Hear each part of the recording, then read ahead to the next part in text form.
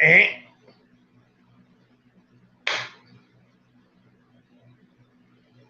Bad. Lucy.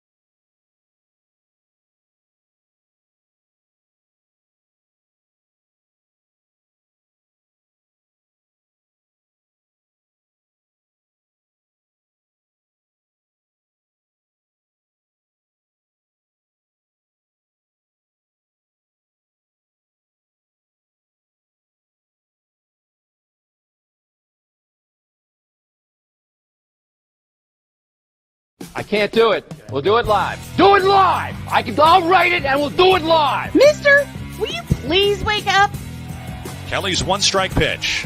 Swinging a fly ball, center field deep. Bellinger going back to the warning track, to the wall. It's a grand slam! Howie Kendrick has done it! They're going crazy in the Nationals dugout! Howie Kendrick with a grand slam here in the 10th inning of Game 5. The Nationals 7, the Dodgers 3. Do you believe it? This is Snowman in the Morning. Hey, this promises to be fun. Oh, yeah. Can't wait. Are you kidding me? Do you believe it?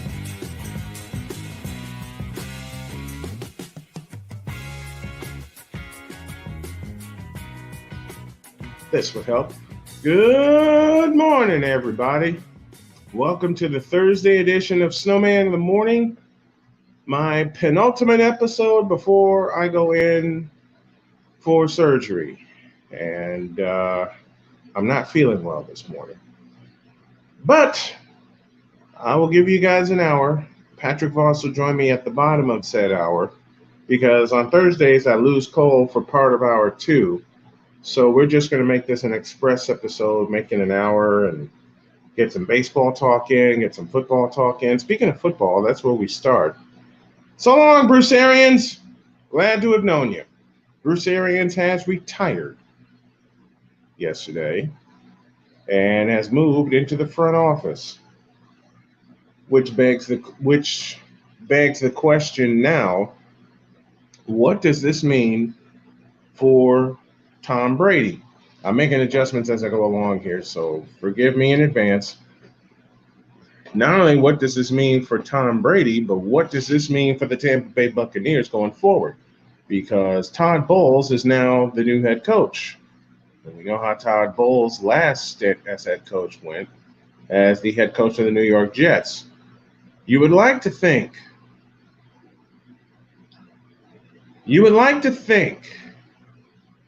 I'll say the third time.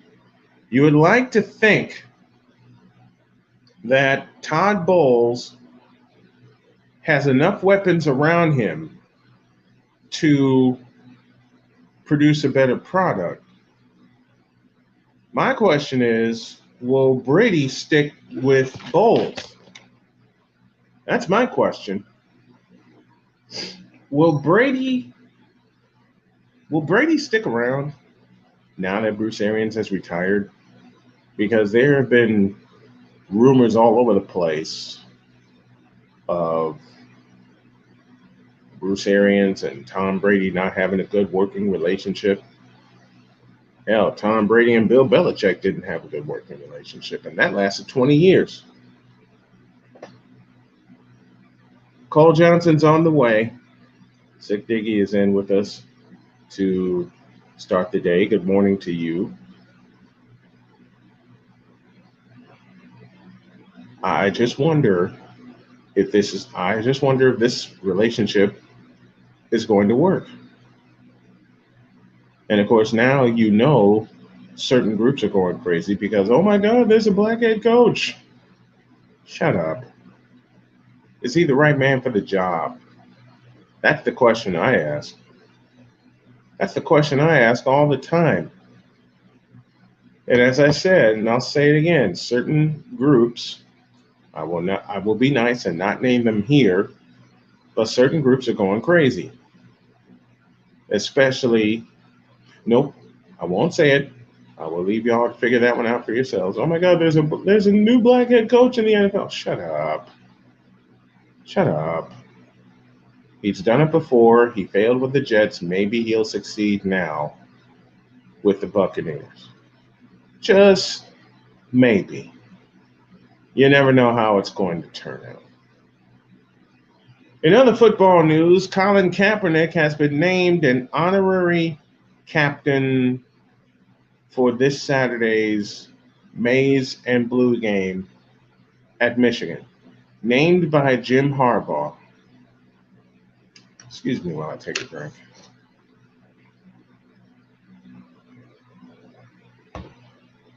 So people want to see Colin Kaepernick play so badly and want him back in the NFL so badly. Let me start there. What's up, Ben? Let me start there. I've had people tell me that Colin Kaepernick deserves an opportunity to play in the NFL.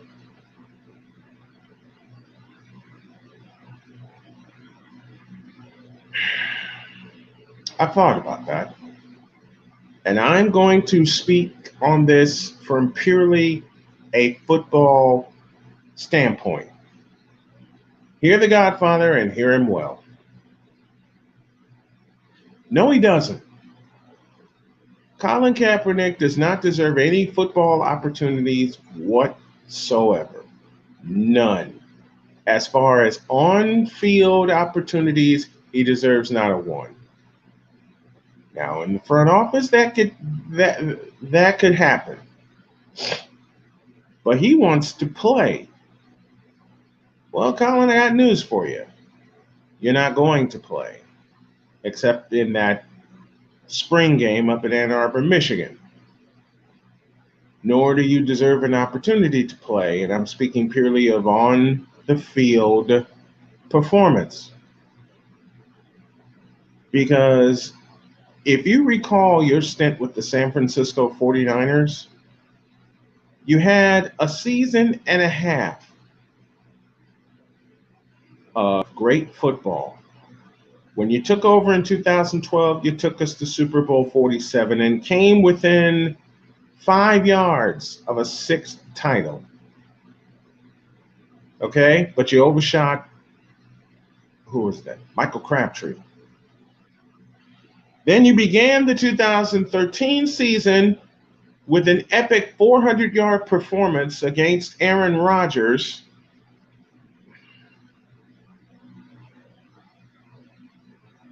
And the 49ers beat Green Bay. Unfortunately, it was then that your play on the field started to decline. Now, there were some injuries that we didn't know about, and injuries you didn't disclose to anyone. There were some injuries that unfortunately are a part of the game, and I hated seeing it happen to you because once upon a time I was your biggest fan. I was.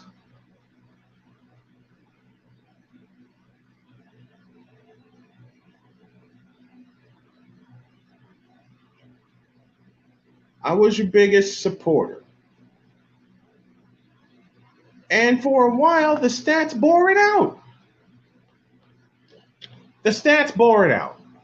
Okay?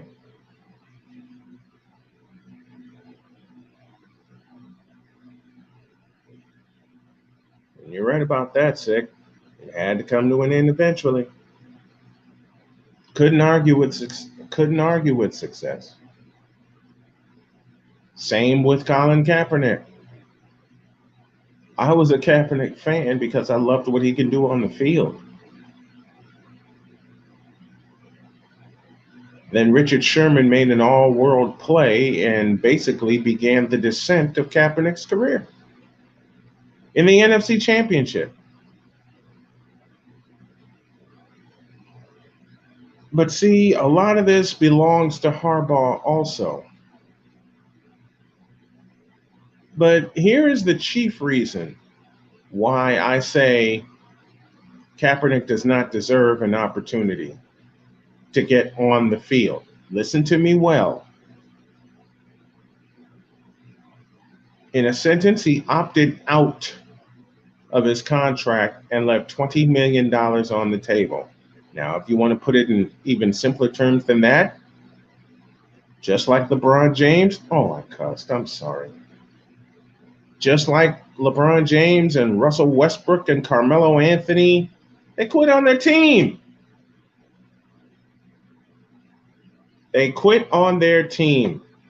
And Colin Kaepernick quit on his team by opting out of his contract because everybody, basically, Colin Kaepernick went through what Jimmy Garoppolo's going through right now.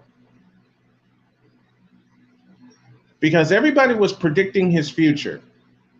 So in that sense, I can understand why he walked away. But on every other sense, I just stayed put. Gotten healthy and tried to prove them wrong. And until Garoppolo came along, there was no good quarterback for the 49ers until Garoppolo came along and until Kyle Shanahan came along. So Jim Harbaugh for 4 years wrecked that house.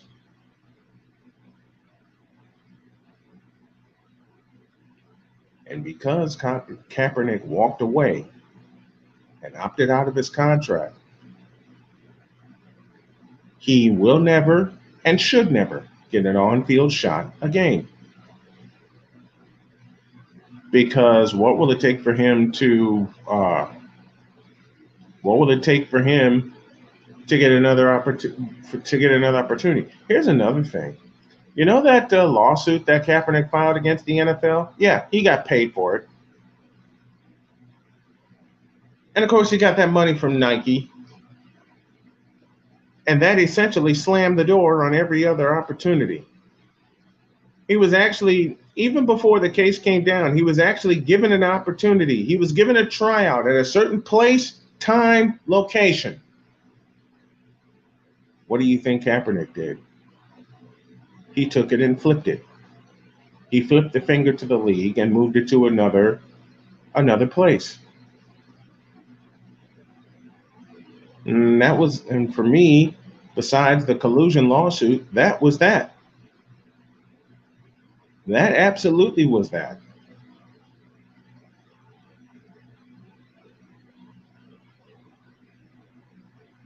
You got paid, Colin Kaepernick, from the NFL on a collusion lawsuit, which was settled. You know, it never was pushed all the way to see how far it would go. Also, you walked away and opted out of your contract with San Francisco. You had a great run, and they paid you, and you got worse. You physically got worse. So what happened? Y'all know the rest of the story. That does not need to be rehashed.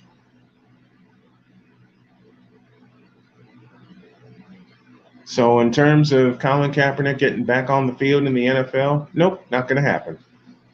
It's going to happen up in Ann Arbor, Michigan, but that'll be the last time. He's an honorary captain. That should make all these Kaepernick supporters angry. He was chosen as an honorary captain.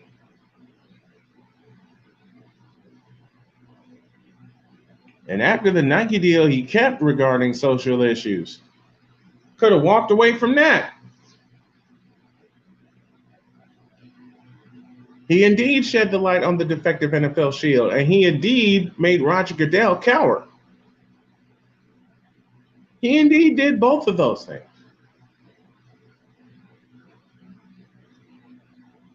But he won't get another on-field shot again. He will not get another on-field shot again, ever. And frankly, I don't mind that. I know a lot of people are going to be thinking, You don't mind that a black quarterback's not getting a fair opportunity? He had a fair opportunity. And frankly, he blew it. Period. I'll say it again. He had a fair opportunity. And he blew it. We'll take a timeout as we're waiting for Cole Johnson to get in here. When we come back, we got some more stuff for you on this abbreviated edition of Snowman in the Morning. Back in a flash.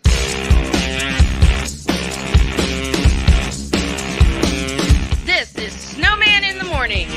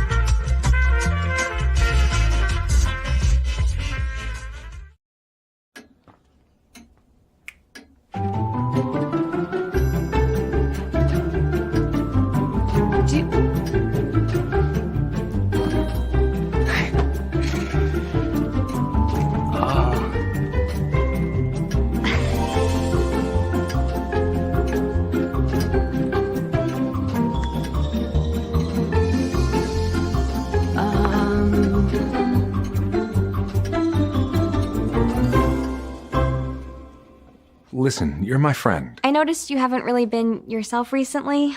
Yeah, I feel like something's up. How are you? Are you okay? Is there anything you want to talk about? I just want to know how you're feeling. And listen, even if you don't know what to say, I'm here to talk. No matter what you're going through, I just want you to know I'm here. I've got your back. when you want to talk, I'm here.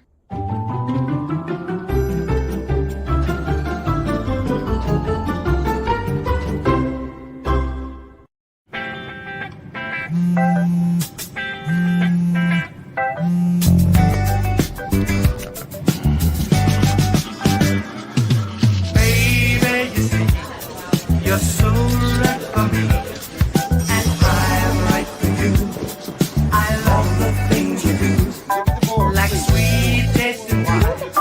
Your lips are so divine. Your loving turns me on. My lonely days are gone. That's why I'm never gonna let you go. Never gonna let you go, babe. I'm never gonna let you go. No, no, never gonna let you go.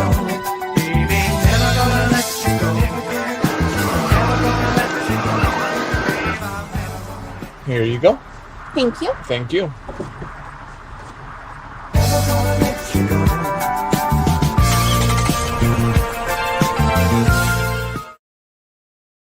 Hey guys, it's me, Isabella Gomez, filling in for Smokey Bear because he's got more to say than just... Only you can prevent wildfires. Like, if you're outside enjoying a barbecue, don't let a hamburger distract you from fire safety. Make sure you aren't dumping your hot coals or ashes onto the ground because that could start a wildfire. So take wildfire prevention seriously and let's save the world one day at a time. Juntos con Smokey Bear, podemos hacerlo. Go to smokeybear.com to learn more about wildfire prevention. If you can celebrate Christian McCaffrey having a 1,000,000 season, if you can celebrate Marshall Faulk, who had a 1,000,000 season by electing him into the Hall of Fame, then why can't we celebrate the guy who originated the 1,000,000 season with a Hall of Fame election? I'm talking about the one and only Roger Craig. If you want some, come get some. Welcome back to Snowman in the Morning.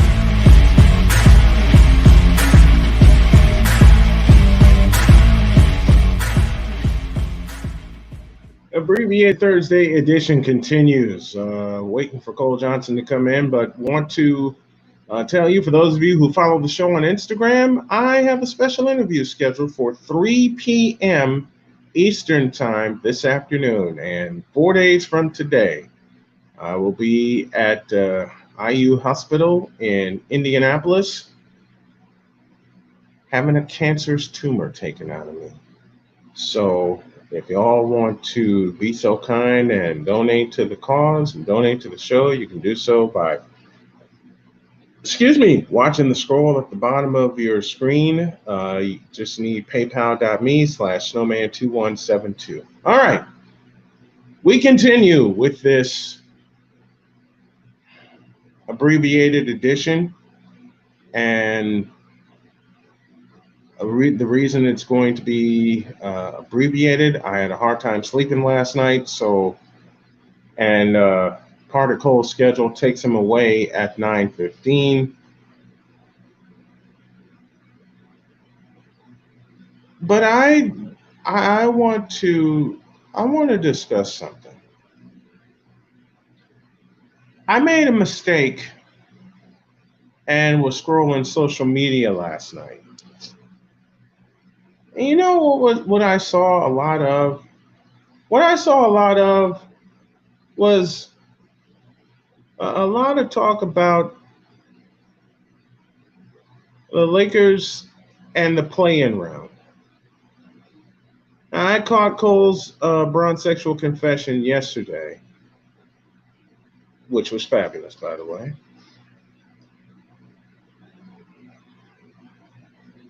And it just made me think about something I said earlier, and it goes like this. Oh, another quote. I hate to cuss a day early, but LeBron James has had the NBA by the nuts, by the throat, in chains, handcuffed, shackled, tied behind society's back for 20 years. Oh my. And hasn't done a doggone thing with it. Close quote. Yeah, I said all of that. And I meant every word of that. I mean every word of that. Which points out something that Cole said yesterday during his terrific bronzexual confessions. I believe the sentence goes, wait, do it the right way, as Cole is here, and I want to make an impression as he takes the share next week. The sentence goes, quote, "You bronzexuals are absolute frauds." Close quote. So not only is your leader a fraud, but you bronzexuals are bigger frauds. Oh my gosh. Huge frauds. Big frauds. Because if you watch the episode that my partner did of the Bronzexual Handbook, and you bronzexuals need to pick it up, read it, study it, and learn from it, and not become bronzexuals anymore, which ain't going to happen as long as LeBron plays. I understand that.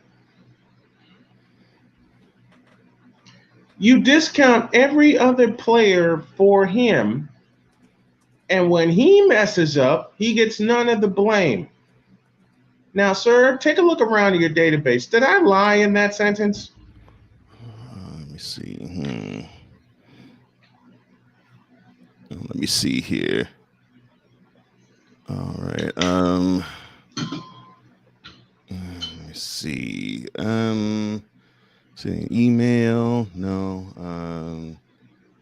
Let's see. Facebook. No. Instagram. No. Twitter. No. No lies found. I can't find them. Good. Because I'm sick and tired of these bronzexuals discrediting. You know what? The heck with this. Hit him. I woke up this morning and I wasn't feeling good anyway. Mm-hmm. I had a hard time sleeping. Yeah. And God bless my wife. She tried every trick in the book to get me to sleep. And I only stayed asleep a couple hours at a time. And I didn't want to disturb her. So I came in here in the office. Uh-huh. And as soon as I fired up my computer, my body got tired. I'm like, okay, maybe I can sleep now. I'll go back to bed. Nope. Excuse me. Because that thing called Facebook unfortunately got my attention. Not that thing called Facebook. Just a minute. Okay. Where's my pen? Here it is. My wife gave me this pen. Oh. I will put it to use. I will not cuss. I will not cuss. I will not swear. I will not swear. I will not curse. I will not use bad words. I will not use bad words. Okay. Done. That thing called Facebook, and you can insert every George Carlin word or phrase you can think of. In one particular group that you keep pointing me to, and vice versa. Mm-hmm. Why is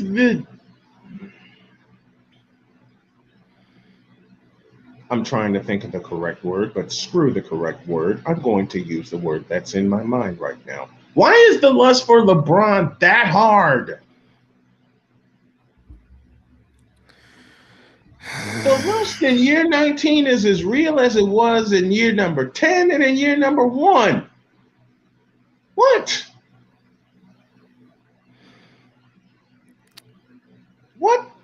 What is it about this guy that makes bronsexuals act stupid? That makes me want to say, please stop the cap. That makes me say LeBron James is trash as a basketball player. Wow. I will say that one more time. You said it so easily. I've been saying it for 20 years. It just came fluidly out of your mouth, like it just flowed like waters of the of a fall, just dropping off a cliff. Oh, you mean this sentence right here? Quote. LeBron James as a basketball player is pure, unadulterated trash and has been for 20 years. Close quote.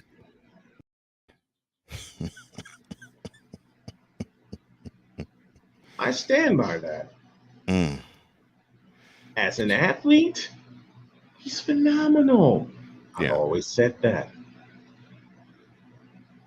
Yeah. As a basketball, see, this is why I'm glad I've made this a short show today, because my body's rebelling against me when talking about this. Not when talking about this. When talking about this, y'all know this is related. Y'all know this is related to the cancer I have inside my body, so I'm just having fun with it. But he's pure trash. Does he have any post moves that he commits to memory? Does he have any dribble?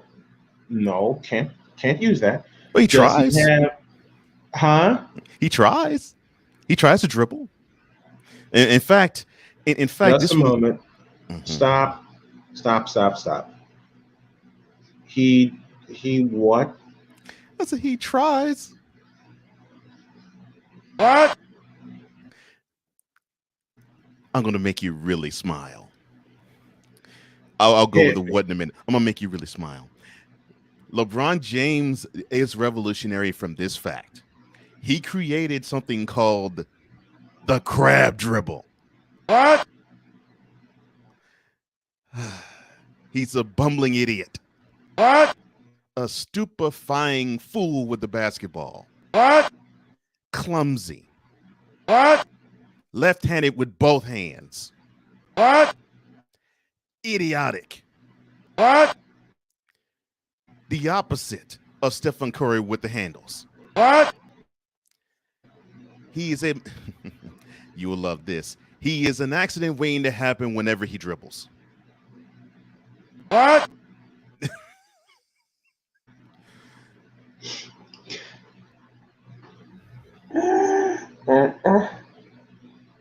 And we've seen it Mm-hmm. so many times. And I brought this up because there are still Faker fans that I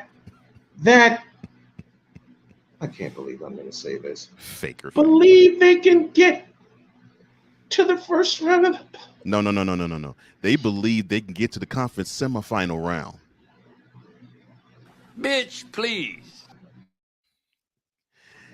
These fools. Wait. Back up. Mm-hmm. Back up. Yeah. Yes. Back the blank up. Yes. They believe what? I was on the show Monday. Shout out to Freddie Henderson. I was on the show where he said that the Lakers, were going to beat the Suns in the first round, which means they would have to have a miracle. Right. There are a section of Laker fans who actually wholeheartedly within their gut believe that the Lakers of the 2022 variety can advance to the conference semifinals. This one's for you. Bitch, are you for real? If we were doing this 15 years ago, that would be my exact response to that statement. Mm-hmm. Because I was having that flash in my head when I was hearing Freddie say that. I'm like, no. The team last year, the Lakers were better last year, and the Suns were worse last year. And they still beat you. I have to say this the way my dad would say it. So I'm going to ask you all to forgive me in advance. The Lakers were better. The Suns were worse in terms of record and in terms of team. Mm-hmm. And the Suns kicked their ass. Find the lie. Anybody remember Game 6? Oh, but the excuse was, well, remember the Lakers were actually ahead in that series until Anthony Davis went out with an injury.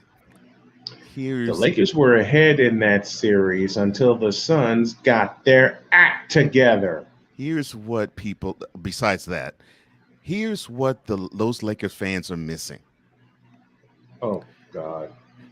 The Lakers are all 1 right. year. Let me have it. The Lakers are 1 year older. Mm-hmm. They are 1 year slower. Yep. They are 1 year more fragile. That's the truth. And they are not even as, I'll put it this way, they are as deep as 1 foot water. Damn!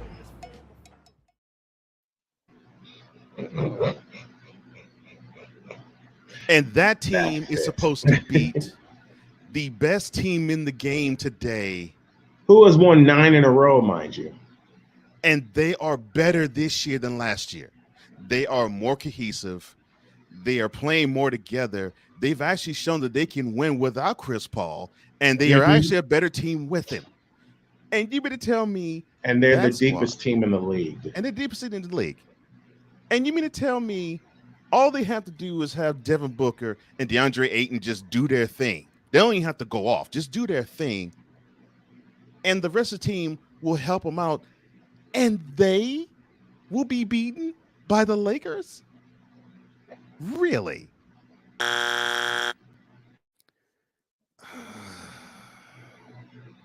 Steve Reich. And so I'll be waiting for that invitation to go back on Freddie's show to eat humble pie, because I will I'll be be waiting in my for that. I'll be waiting for that invitation in Indianapolis, Indiana.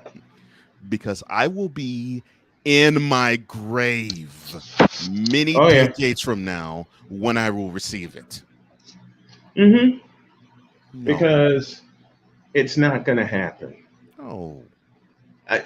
Freddie, I have a question. I love you, Freddie, but Freddie, I got to ask you this question. For real. I love Freddie too. But man. But he was tripping. But he wasn't the first Lakers fan I've encountered that has said that. In fact, nor am I. Yeah. In fact, I have seen another who said that they will beat the Suns. And I've seen another who actually said, Hold it. Oh, I haven't gotten the most preposterous. Oh, you haven't gotten the most. Oh, there's a no. big preposterous one. Yes. Yes. Then I will preface by saying this for both of us. All right. Oh Lord. So we had conversations with bronzesexuals. Ooh, did we ever? Throughout this year. Please proceed. So this person was detailing, the one I just mentioned, was detailing how they are stronger, they are more talented, they have a group of veterans who actually will play together, and if they are healthy, they can beat this, as presently constituted, they could beat the 2022 Phoenix Suns in a series. Cocaine is a hell of a drug. But that is a hell of a drug. It is. But that still is not the that most still is not the most preposterous. No, because last night I better pause for a break right now. All right. Because last night before I went to bed. Oh no, that's when they strike the worst. Last night before I went to bed, I saw a Lakers fan post on Facebook. Oh God. Quote, "The Lakers in 6." Close quote. And I mean to hoist the Larry O'Brien trophy, the Lakers in 6.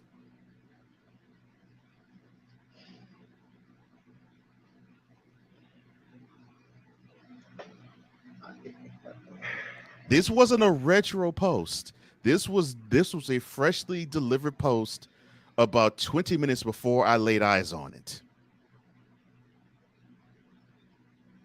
Bitch, are you for real?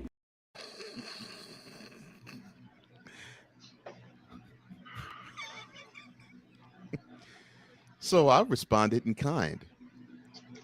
I'll respond in kind again. Bitch, are you for real?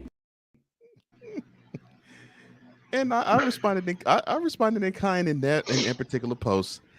And I said, Wait. Do it right, Brian. Quote, "Well, you're right. It would be Lakers in 6 because that's how many games they have left in the regular season." Close quote. Oh, and they play Utah tonight. Yeah.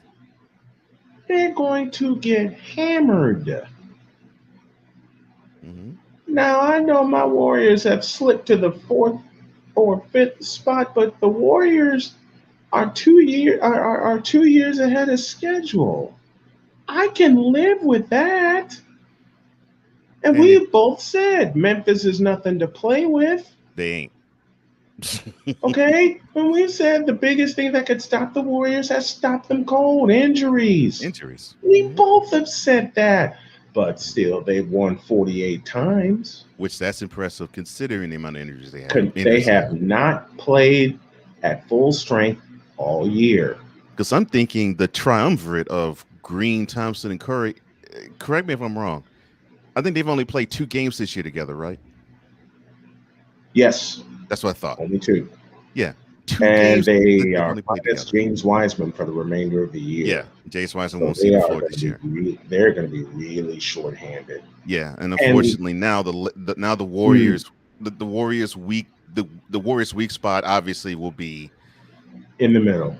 Yeah, there isn't a solid big presence in the middle. Mm-hmm. Oh, I saw some. Here, let me find it. I got Patrick Voss coming in 10 minutes. Let me see if I can find it because I saw something as ridiculous. Oh Lord, I saw something just as ridiculous. Oh Lord, have mercy. Yes, I gotta lay eyes on this. No, you don't. You don't want to lay any of your 4 eyes on this. I will tell you, you don't want to lay your eyes on this. Let me find it.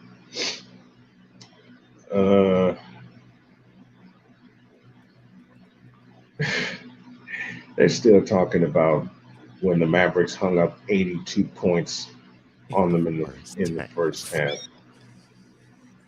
And the next thing was fire Vogel. This is ridiculous. Oh my heavens. Shoot, I can't spell.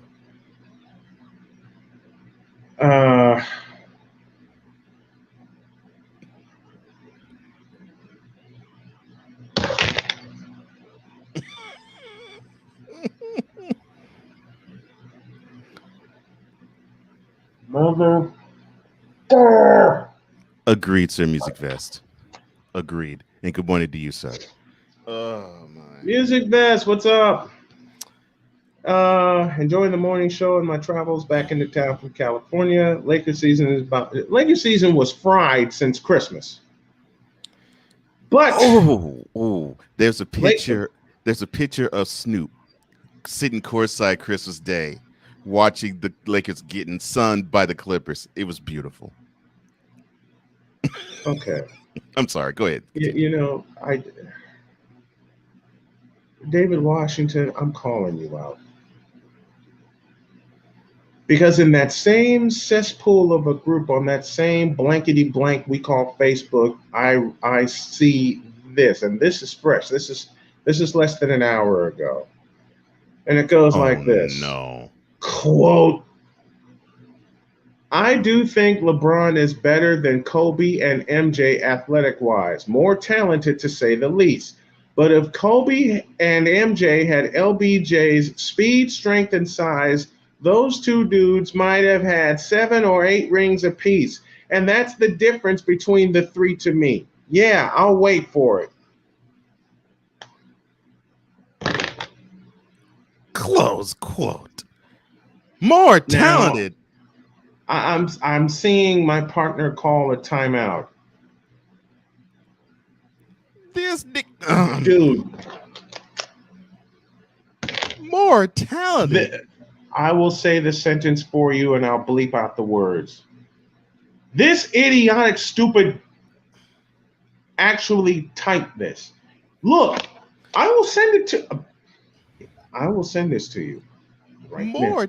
I'm still stuck on the 2 words of more talented in regards to Kobe. He said, listen, more talented than Kobe and MJ. I'm sending this to you right now. Just so you know, I'm not BSing around here. All I have to say is thank you for making my day with that joke because that is hilarious. Oh, it is hilarious. Lord. Wow. LeBron's a gifted athlete, but more talented than Kobe and MJ? If he had... I can't believe I'm going to do this. I'm going to dive down this rabbit hole.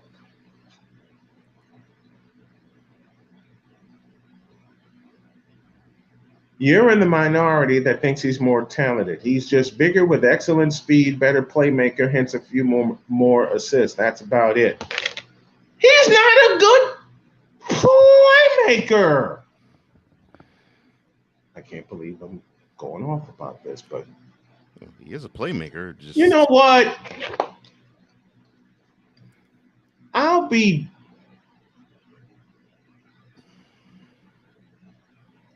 Why this dirty?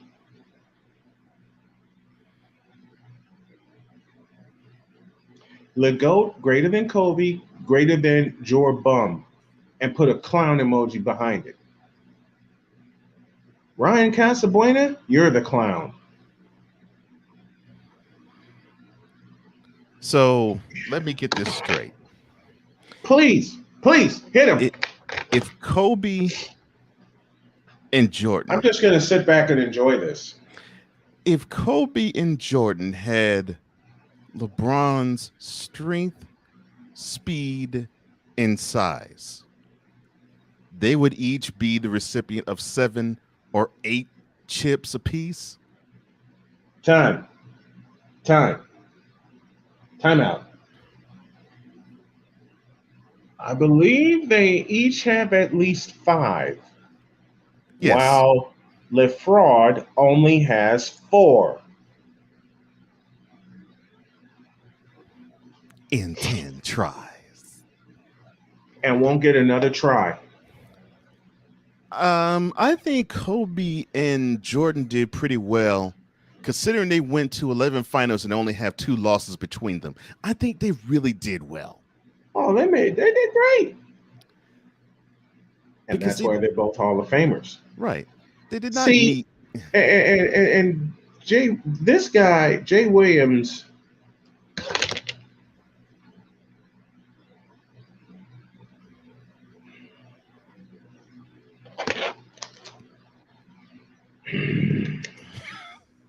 I'm glad this is a short show today. Oh, don't get me started on Jay Williams. Oh, I'm about to get you started on Jay Williams because he said, quote, I have watched Michael Jordan my whole life and I have played against him. LeBron James is better. Close quote. Dolomite, please help us. Bitch, are you for real? See, I know now. That motorcycle accident you had, you bumped your head on that concrete way too hard for you to pop that takeoff because you saw Jordan play too. In fact, I'm sure your point guard size behind probably wanted to be a little bit like Jordan. And you knew what he did. That's why you couldn't wear 23. That's why you couldn't wear 23 in Chicago, you bum. But of course, he's being paid by that evil 4-letter network. But I actually believe he believes what he said. That's unfortunate. Wholly unfortunate. In 1998, Michael Ramsey put this picture in the group. In 1998, Michael Jordan led the Chicago Bulls to 62 wins with Scottie Pippen missing 38 games and Dennis Rodman going AWOL in Vegas. The Bulls were also the oldest team in the NBA, still won the championship.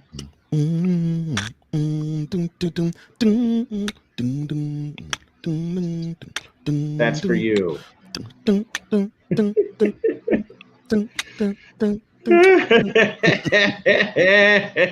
I love that song, Sick. Thank you, man.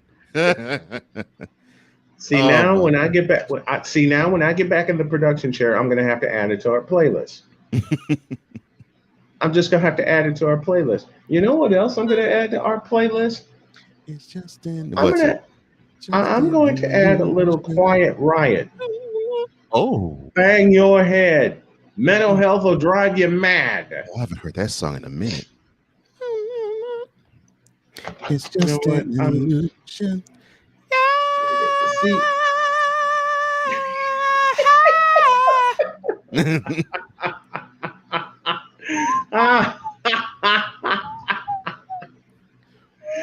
Oh my gosh. Gosh, yes, I love that song, man. I appreciate that. Same. Bang your head. Oh my gosh. Okay, haven't this heard is that in a Quiet minute. Riot. This is one of my favorite songs. This is one of my wife's favorite songs.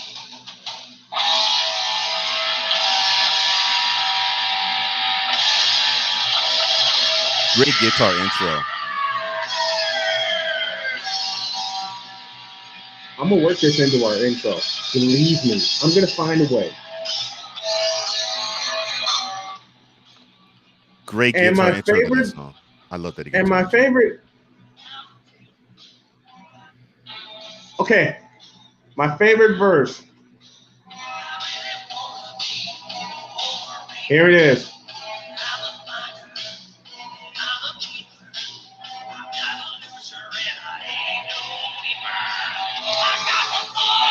That's motivation.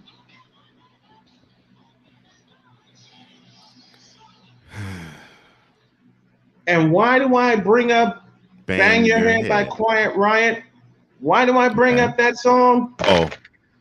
Because these sense. bronzexuals Make you have want to banged their head 100,000 times. No, add 3 zeros. Yes. Hell, add 6 zeros. Because we're talking about 20 years here. Yeah, probably 100 million times. Yeah. And still believe that he's the greatest player ever. And now you're starting to have players who are in this era playing with them, sipping that Kool-Aid now. You know, before we get out of here, because I don't think I'm going to get Pat this morning, and I'm so mad that I couldn't get him. Love you, Pat. Yeah. Love you, Patrick. Love you, Patrick Boss. Love you, brother. Yeah. Listen, here's a. Okay. We're going to get off the bronzexuals for once. Unfortunately, they don't want to get off of LeBron. That's the problem. I'm sorry. Go ahead. I'm sorry. No, they want to get off with him. I'm sorry. Bad joke. No slaps coming from me to you in that case. I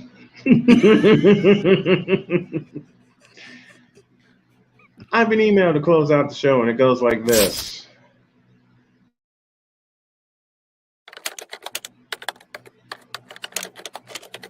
Email Carmelo Anthony, CC, Anthony fans, BCC, Laker Nation. Subject of email, he blows. Body of email.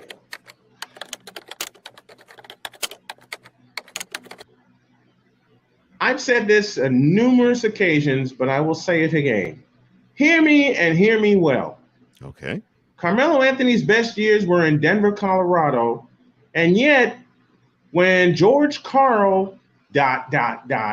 told the truth about him because of his behavior, Carmelo Anthony got his panties in a bunch and wanted out. So the New York Knicks, I'll hit them when I get back in the chair, said, you know what, Denver? We'll send you some players. We'll send you some picks. You send us Carmelo. And all the Knicks could have done was wait and get him that summer in free agency, 2011. But there is a player that was ruined, the first of many, that was ruined by Carmelo Anthony's presence. Who is that player, you ask? Jeremy Lin. Because that 2011-2012 Knicks team was supposed to be run through Jeremy Lin, not Carmelo Anthony. So when Lin earned a permanent spot on the roster, Carmelo Anthony decided to stop playing with him. Carmelo Anthony decided not to execute his offense. Carmelo Anthony decided every time he gets the ball passed to him, he was going to do his thing and not do what the team wanted him to do. which is why Jeremy Lin left for Houston. And unfortunately, Jeremy Lin's career went down the tubes due to injuries. Yep. Had he stayed in New York, and they just sent Carmelo Anthony packing, I believe Jeremy would still be playing. Well, so you, Carmelo Anthony, the first player you ruined was Jeremy Lin. And your career is where it is because of you. Because George Karl told the truth about you, and instead of trying to prove him wrong, you acted rash and proved him right. So long, Carmelo. Don't let the door hit you in the ass on the way out. Sincerely, Brian Snow. Snowman in the Morning with Cole Johnson. A production of Comey Media and Snowman Digital Media.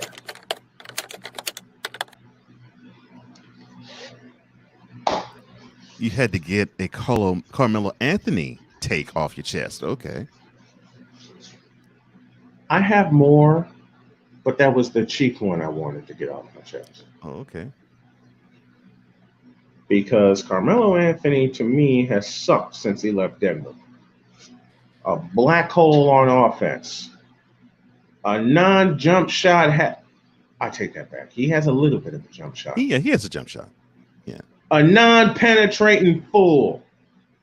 Yeah, he doesn't like to penetrate all that much. Yeah.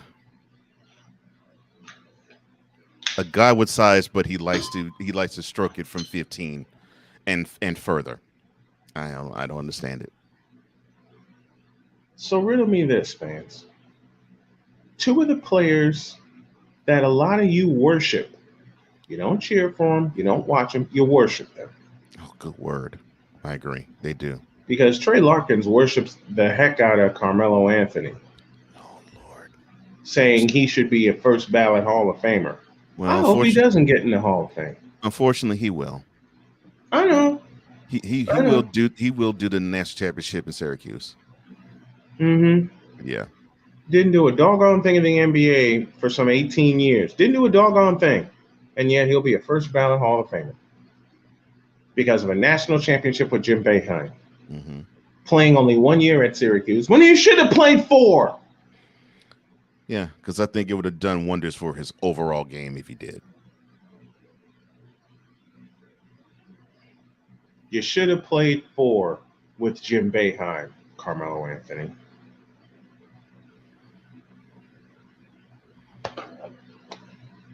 And when you got to New York, they sunk. That's why they couldn't perform in the playoffs with you. And Boston nearly wiped out a 26-point deficit and came back and won Game 6. And had they won Game 6, they'd have won Game 7. That was 2013.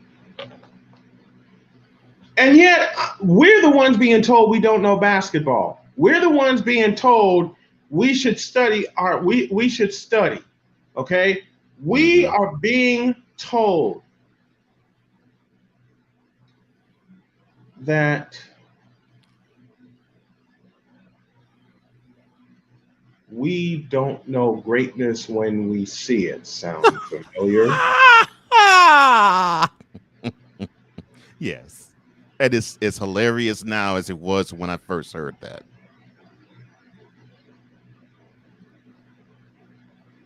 We don't know greatness when we see it.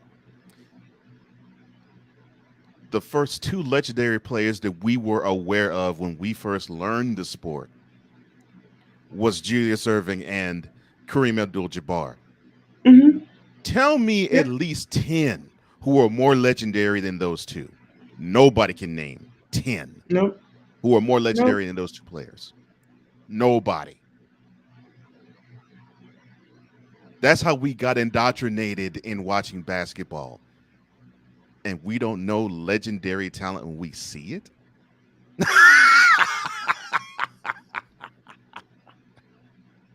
and we don't recognize legendary talent when it's burgeoning and growing. Well, my partner grew up in one city where there was this guy that I don't know. His name was Michael Jeffrey Jordan. You heard this guy? Heard this guy? I've heard of him. And in the same year of that draft, there was another fella by the name of Hakeem Abdul-Olajuwon. That would be him. And we both saw them play college in North Carolina and Houston, respectively. We saw them blossom. We saw them grow. We saw the holes in their game that they had in college, and we saw the holes that they eradicated when they became pros. We saw the growth of them. We saw the struggles in each guy attaining championship glory. And then when they got to the highest of levels, we were able to appreciate both of their journeys. And you mean to tell me that we don't know legendary talent when we see it, and we can't appreciate new legendary talent when it comes in our way? That's two examples right there why I eradicate that ridiculous notion. I saw Julius Erving hit a jump shot over Magic Johnson on May 31st, 1983, to clinch the World Championship at the Forum. And Dr. J is not known for having jump shots, but his game was so vast that he was able to dominate with a jumper if he wanted to. And Lawrence Tanter playfully was so mad when Erving hit that jump shot to extend from a 109-108 lead to a 111-108 lead. And by the way, Bronze Sexuals, in that game, after Julius hit that jump shot, the Lakers never scored again. Because Moses got a dunk and Cheeks got a dunk. So Irving's jumper, dunked by Malone, dunked by Mo Cheeks, 109 to 115. And I just saw a great picture online. Jordan at 19 in a classroom, LeBron at 19 on the basketball court. Well, we know who won that. Because I'd rather take my chances in a classroom at age 19 than trying to figure out the NBA, which, by the way, Bronze Sexuals, he hadn't figured out yet.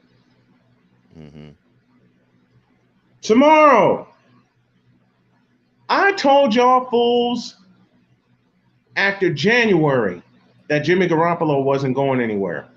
Well, guess what? Jimmy Garoppolo's not going anywhere. Trey Lance will not see the field. Trey Lance will not be their starting quarterback. That's Trey Lance will remain. I don't care. Don't disappoint people, Brian. Why the bloody hell not? Oh my. I hope this final year of Jimmy G's contract results in a Super Bowl win. Now, you got Trey just in case Jimmy G gets injured. And by the way, 3,800 yards for Jimmy G in 15 games. Not 17, 15.